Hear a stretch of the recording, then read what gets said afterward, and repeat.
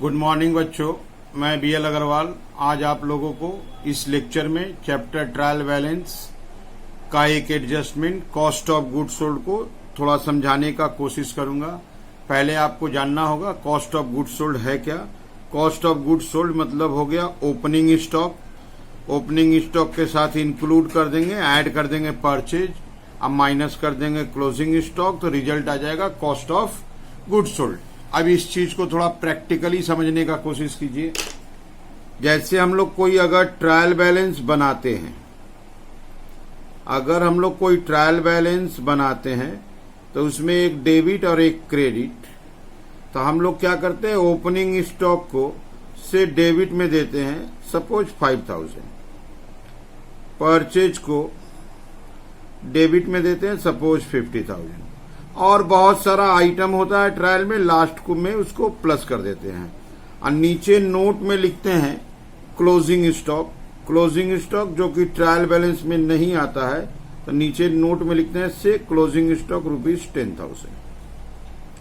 ये हम लोग का वे है। हम लोग ट्रायल में ओपनिंग स्टॉक को लिखते हैं, परचेज को लिखते हैं और क्लोजिंग स्टॉक को ट्रायल के बाहर लिखते हैं। अब आइए यहां पर हमको आपको सिखाना है cost of goods sold.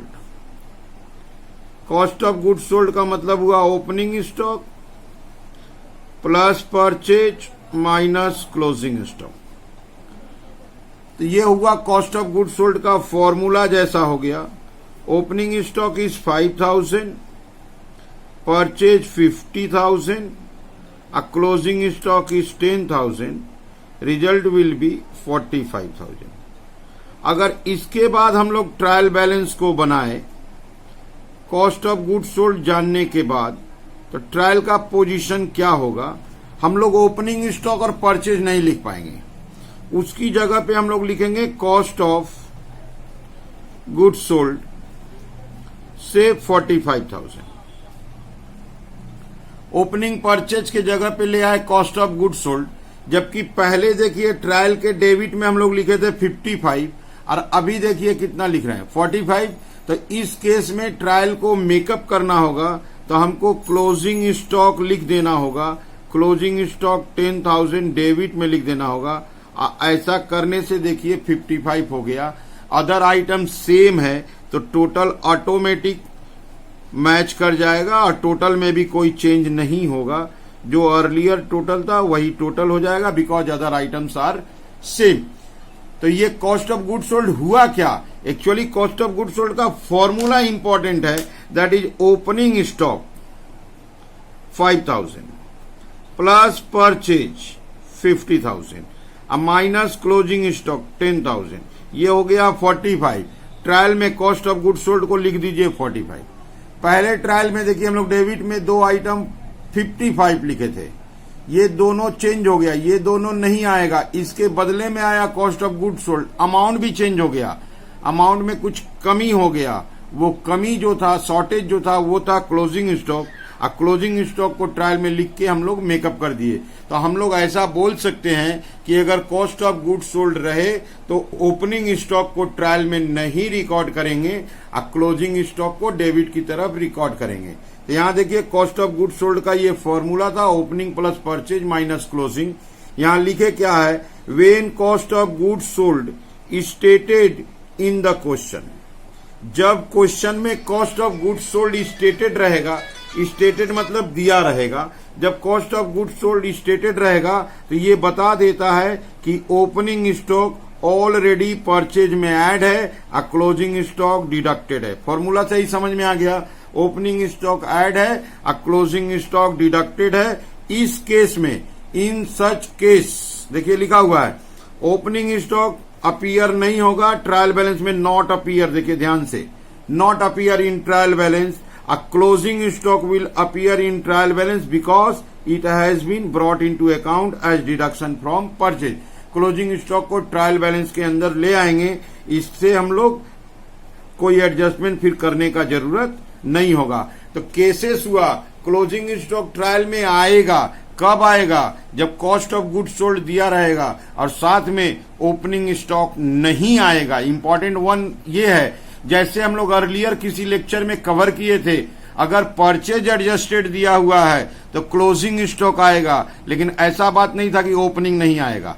Purchase adjusted का मतलब होता है परचेज से क्लोजिंग स्टॉक माइनस किया हुआ है, ओपनिंग स्टॉक वहां डिस्कस नहीं होता है। तो ओपनिंग स्टॉक भी आता है, परचेज एडजस्टेड भी आता है, क्लोजिंग स्टॉक भी आता है। लेकिन यहाँ बात अलग है, यहाँ देखिए कॉस्ट ऑफ गुड सोल्ड है और कॉस्ट ऑफ गुड सोल्ड में ओपनिंग परचेज आपस में इंक्लूड हो जाता है, तो ये दोनों ही ट्रायल में नहीं आता है। क्लोजिंग डिडक्ट हो गया, इसलिए क्लोजिंग ट्रायल में आता है। इसको आप इस एग्जाम्पल से ठीक ढंग से समझ सकते हैं। ठीक है, चलते हैं क्वेश्चन सोल्व करके देखते हैं। ये देखिए आपके सामने एक प्रॉब्लम रख दी है, the following trial balance contain certain errors. वो ट्रायल बनाने में वो लोग कुछ एरर किया है। You are required to prepare a correct trial balance, हमको ट्रायल बैलेंस करेक्ट करना है। ओपनिंग स्टॉक के नीचे देखिए यहाँ कॉस्ट ऑफ गुड सोल्ड लिखा है, तो कॉस्ट ऑफ गुड सोल्ड लिख देने का मतलब हुआ ओपनिंग स्टॉक को हम लोग ट्रायल में रिकॉर्ड नहीं करेंगे और क्लोजिंग स्टॉक को रिकॉर्ड करेंगे। साइड गलत दिया है, डेबिट में ले लेंगे। सेल्स ठीक दिया है, office expense, selling expense, fixed asset, ये तीनों ठीक दिया हुआ। डेटर गलत दिया है, डेटर को डेबिट में ले लेंगे। क्रेडिटर ठीक दिया है, कैपिटल गलत दिया है, क्रेडिट में ले लेंगे। कैश इन एंड डेबिट ठीक है, बैंक बैलेंस डेबिट ठीक है, अदर आइटम्स ठीक ही ठाक है।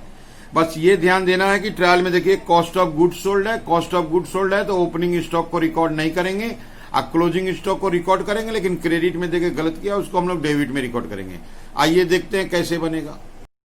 ये एक फॉर्मेट आपके सामने रख दिए, ट्रायल बैलेंस ऑफ, कोई नाम भी नहीं है और डेट भी नहीं है। ये ट्रायल का फॉर्मेट रख दिए। पहला ही आइटम ट्रायल बैलेंस में 1 नंबर आइटम था cost of goods sold. Opening stock नहीं लिख रहे हैं, cost of goods sold debit में अमाउंट थोड़ा बेसी है 25,40,000। दूसरा आइटम देते हैं closing stock. Closing stock debit में लिखा जाएगा 5,30,000। तीसरा आइटम है सेल्स। सेल्स इनकम होता है, क्रेडिट में जाएगा 33 lakhs। Number 4 office expense. Office expense नाम ही एक्सपेंस है तो ऑफिस एक्सपेंस एक्सपेंस है, डेबिट में जाएगा 1,20,000। सेलिंग एक्सपेंस वही बात है, नाम एक्सपेंस है, सेलिंग एक्सपेंस एक्सपेंस है, डेबिट में जाएगा 60,000। Fixed assets. Fixed asset assets हुआ, एसेट्स है तो ये डेबिट में जाएगा, अमाउंट है 5 lakhs। अगला नाम है डेटर। डेटर हमारा एसेट्स होता है, डेबिट होना चाहिए, बुक वाला गलती किया, वो लोग क्रेडिट में दिया है, हम लोग उसको डेबिट में ले लेंगे 3,60,000। क्रेडिटर। क्रेडिटर लायबिलिटी होता है, लायबिलिटी होता है, क्रेडिट में जाएगा 2,50,000। Capital. Capital is liability, proprietor का पैसा है, क्रेडिट में जाना चाहिए, बुक गलत किया है, हम लोग क्रेडिट में ले लिए 650। कैश इन हैंड और कैश एट बैंक ये दोनों ही एसेट्स होता है। Cash in hand, cash in hand assets होता है और कैश एट बैंक भी एसेट्स होता है, दोनों डेबिट में जाना चाहिए, डेबिट में ही दिया हुआ है। कैश इन हैंड 20,000 और बैंक 70,000। छोटा सा प्रॉब्लम था, अब इसको प्लस करेंगे, अगर टोटल मैच कर जाता है तो ट्रायल बैलेंस ठीक बनाए हैं, सही बनाए हैं। इनका टोटल आ गया, टोटल आया 42 lakhs।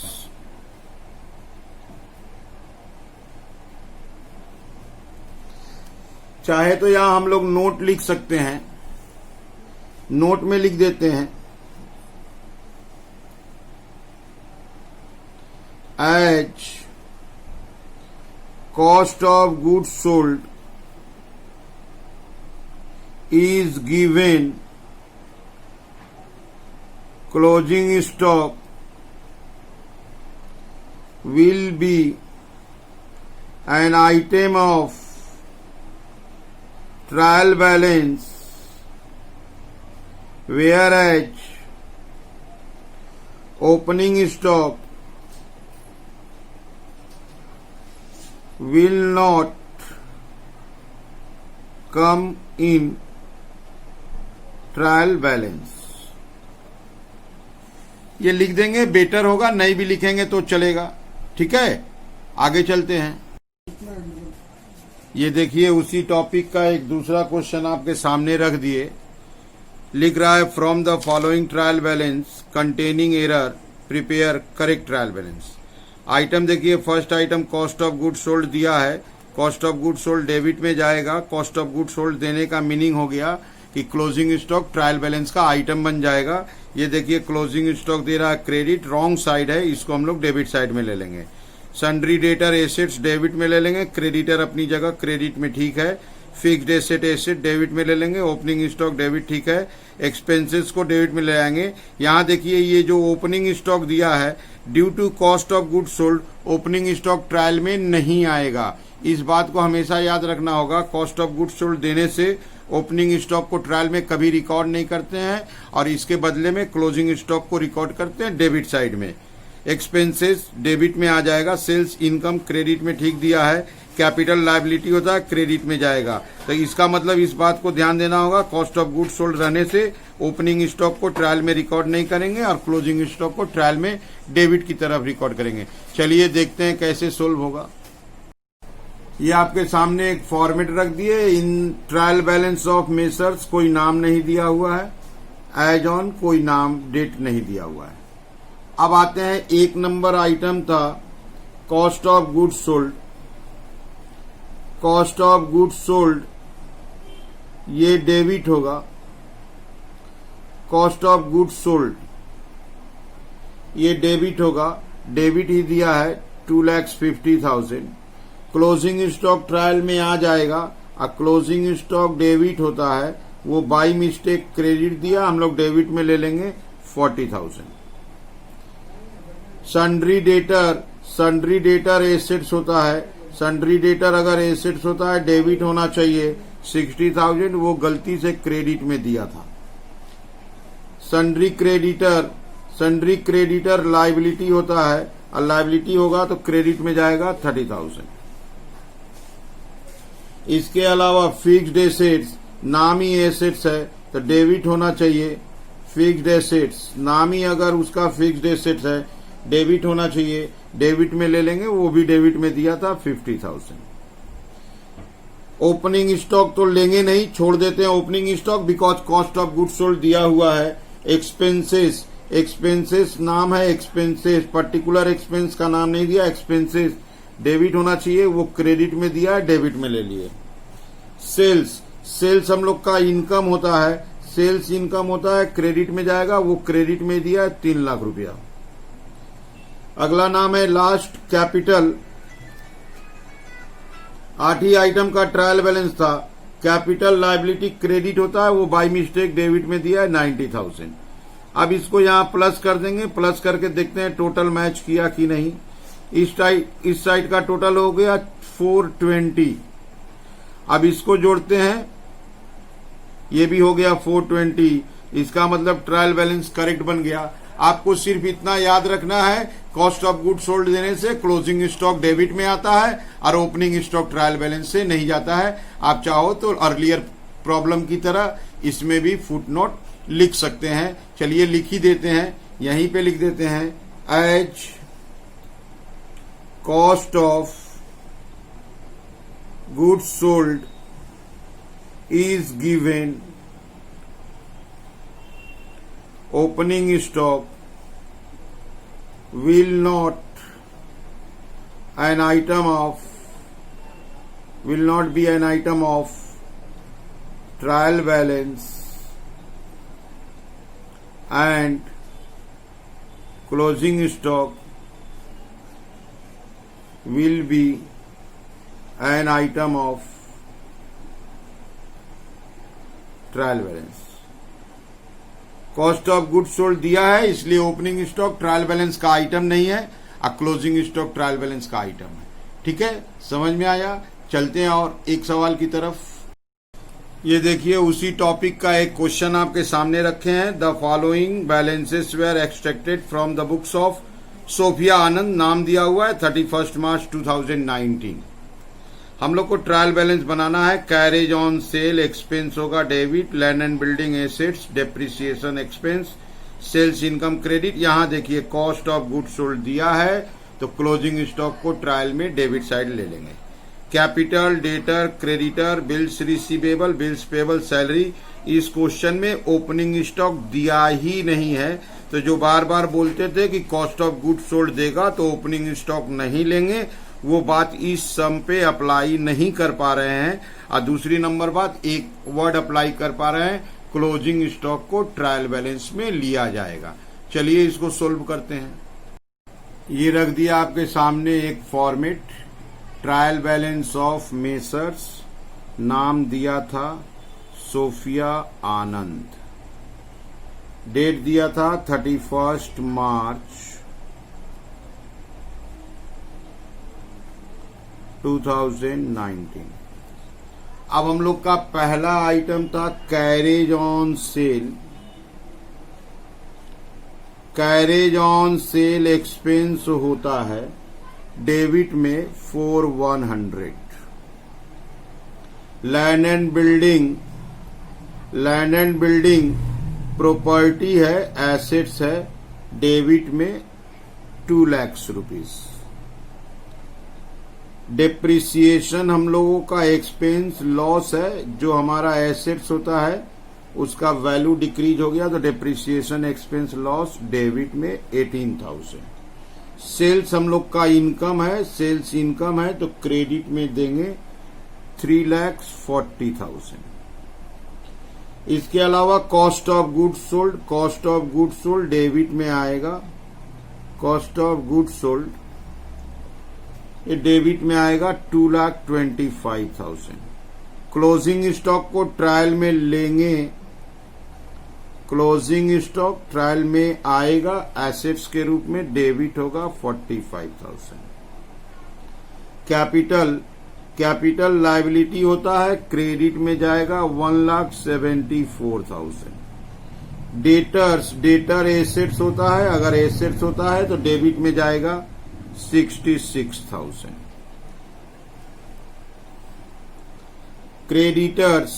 क्रेडिटर्स लायबिलिटी होता है, और लायबिलिटी होता है तो क्रेडिट में जाएगा 55,000। बिल्स रिसीवेबल अमाउंट रिसीवेबल है थ्रू बिल, तो बिल्स रिसीवेबल अमाउंट ड्यू या रिसीवेबल को बोलते हैं एसेट्स, डेबिट में जाएगा 11,000। अब बिल्स पेएबल हम लोग का लायबिलिटी है, पैसा देना पड़ेगा तो बिल्स पेएबल लायबिलिटी है, क्रेडिट में जाएगा 10,000। लास्ट आइटम है सैलरीज हम लोग का एक्सपेंस है, डेबिट में जाएगा 9,900। अब दोनों साइड को हम प्लस करेंगे, टोटल इक्वल आ गया तो सही बनाए हैं।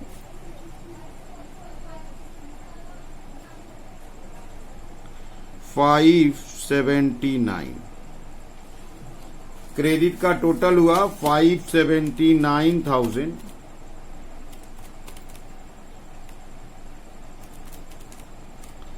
अब डेबिट का टोटल कर लेते हैं।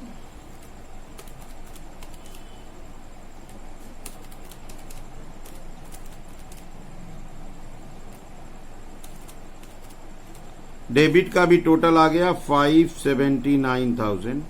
इसका मतलब हम लोग सही बनाए थे, और वो नोट लिख देते हैं as cost of goods sold is given, closing stock will be an item of trial balance. ठीक है, उम्मीद करते हैं आप लोग को समझ में आ रहा होगा। अगर समझ में आ रहा है तो मेरे चैनल को सब्सक्राइब कीजिए, प्रमोट कीजिए। Okay, thank you.